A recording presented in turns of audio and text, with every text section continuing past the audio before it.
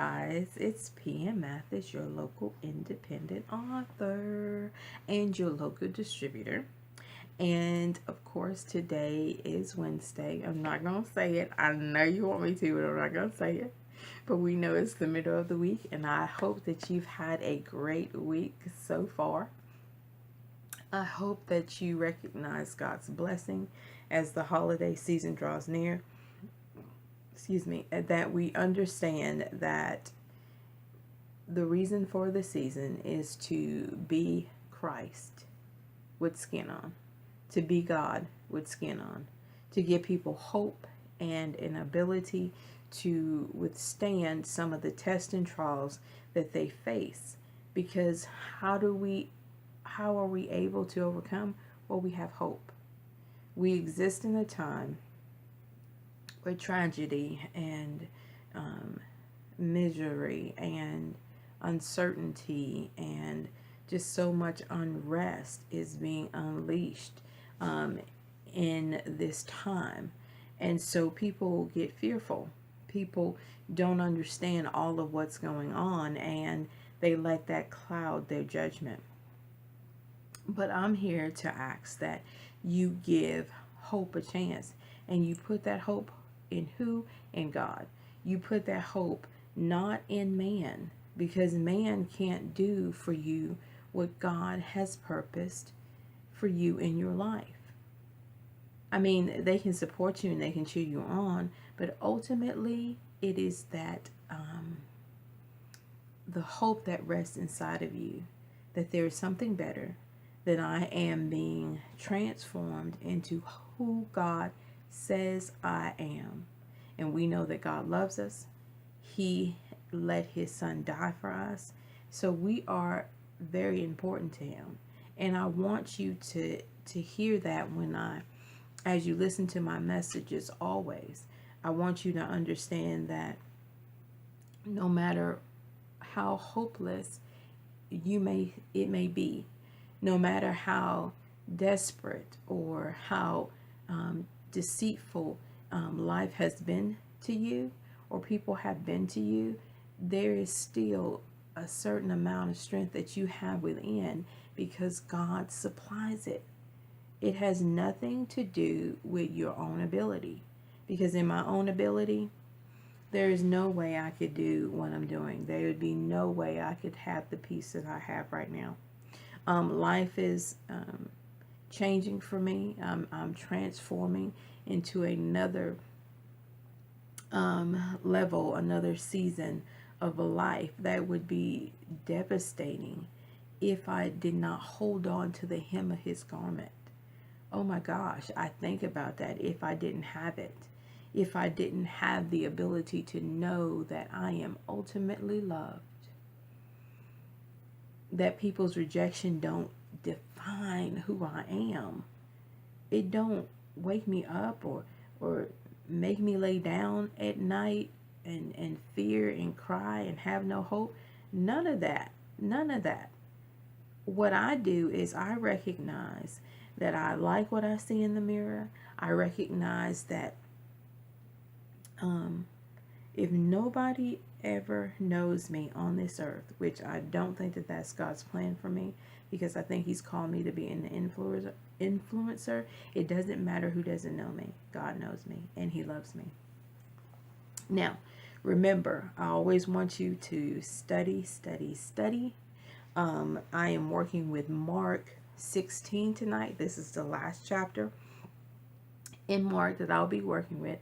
Because remember, this is my series, Are You Getting Head? And this one is called You Are Known. So guys, when you watch the video, understand that this is always my commentary. It's just what I've pulled from the lesson.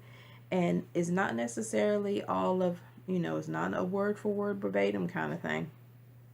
But it's just my thought process about the chapter and what I thought was important and what I pulled from it to create just a little bit of a one page, hey, this is something I think somebody else can use kind of situation. So I'm going to jump right in tonight. And like I said, this is Mark 16. My series, Are You Getting Head? You Are Known. And we know in Mark 16 is talking about the rolling away of the stone. Back then did not quite understand what Jesus meant, that he would have to die. And so after he died and they went to the tomb, they saw that the stone was rolled away. Can you imagine what that actually was like for them?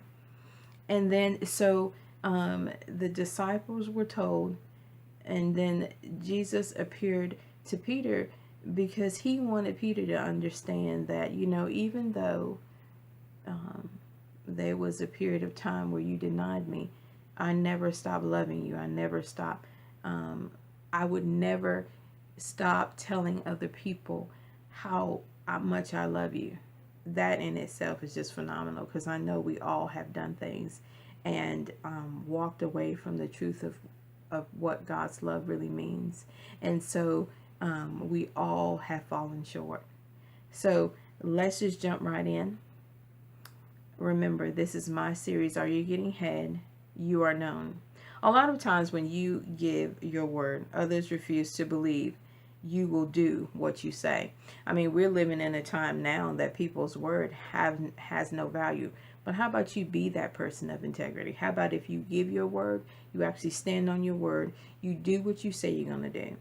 And if you can't do it in your physical man, ask God to give you his spiritual grace in order to get it done. It is okay that their unbelief is present. What you then need to do is to prove you are a person of integrity. Let's look at Mark 16:14, which says, Later Jesus appeared to the 11 as they were eating. He rebuked them for their lack of faith and their stubborn refusal to believe those who had seen him after he had risen. I mean, they wanted the impression that Jesus was, I don't know, just talking out the side of his neck or something when he said that he would come again. I mean, he would appear to them. They just did not believe that. But what Jesus did, he rebuked their unbelief. And we have to ask God to rebuke our unbelief, because there are things that you're trying to do that you have no idea how it's going to get done. And there is some doubt within you, but ask God to rebuke your unbelief.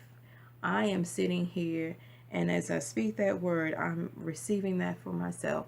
God, you just rebuke my unbelief, because you have given me a purpose and a plan, and I will walk it out, and I will see it come to pass. And who will I give the glory? God, I'll give you the glory. Go into action doing what God has required of you. And that is to tell others the good news that what Jesus is coming to get those of us who believe he is coming again. Let's look at verse 15. He said to them, Go into the world and preach the good news to all creation. That's our job, guys. We're called to be his spokespeople, to be his ambassadors, to be joint heirs with Christ, to let others know that prepare yourself, because why? He is coming back to get those of us who believe. What signs do others get to see that you believe God created you with a purpose to be great? What signs do they see? Are you showing them evidence of that greatness that he expects you to be?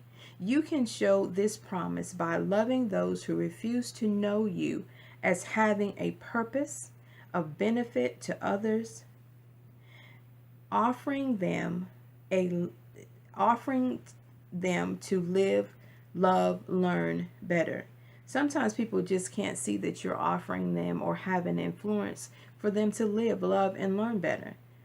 But it doesn't matter. You still be that for them.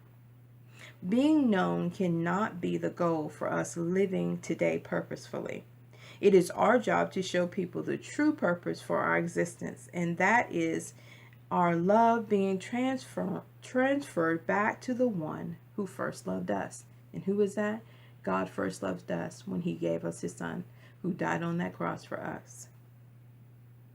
I am sure it is hard not to take some praise every now and again.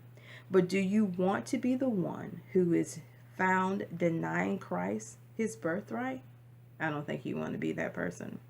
He has done it all for us. And all God asks of you is to love him first. Guys, don't put anybody before God. You don't live well when you do that. So I encourage you to always remember that because of what God did, he showed us. He was the perfect example of what it looks like to love him first. So hey guys, this is PM Mathis, your local independent author and your local indie distributor. And hey guys, as always, let me leave this message with you one more time. Study, study, study. And as always, hey guys, I want you to be blessed. Thanks.